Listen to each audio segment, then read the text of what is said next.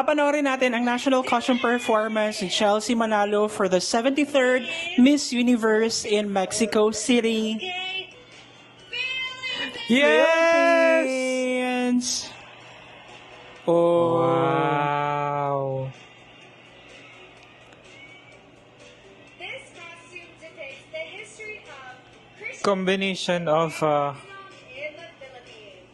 The exploration from Spain and Mexico led to the Christianization of much of the country. Displaying a smidgen of historic religion in Philippines. Wow, may goosebumps yung may history. Meron siyang pa-reveal sa likod. Dagdag drama. Ang ganda. Like for me, I don't mind if maliit yung John Gallion doon sa ulo niya, ganyan. Si Chelsea kasi talaga is